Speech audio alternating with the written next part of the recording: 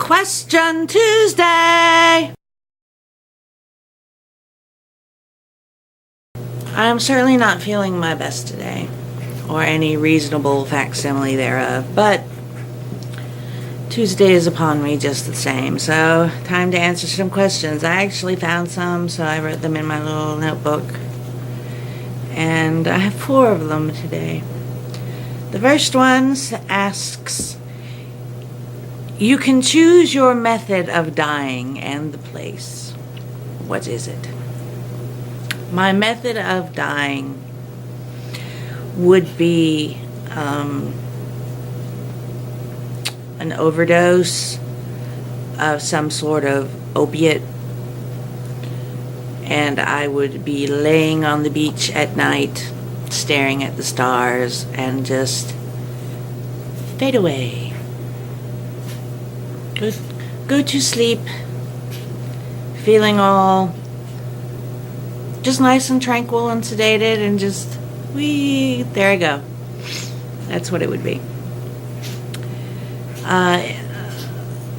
Question 2.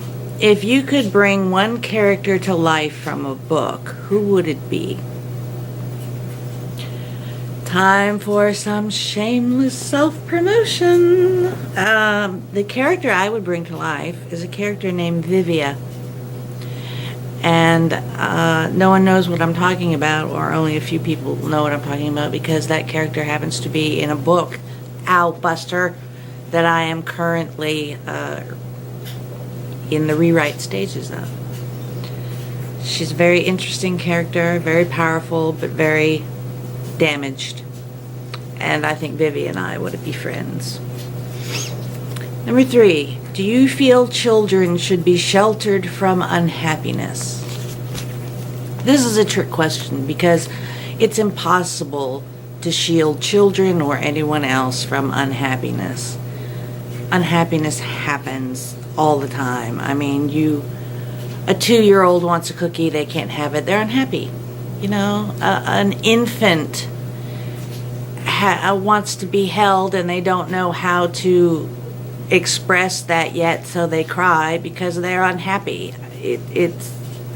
You can't shield somebody from that. You can't. I mean, gosh, we are born in a state of unhappiness. That's why we cry, because we're confused and we're suddenly cold and we're not all nice and nestled inside. And so that's ridiculous. That's a ridiculous question.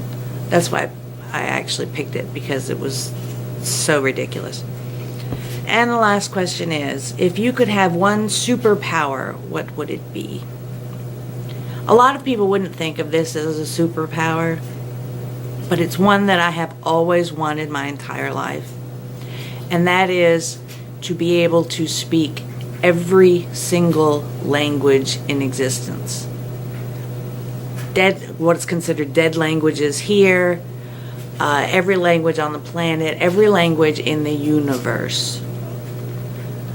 And that includes, you know, the clicks and whistles of birds and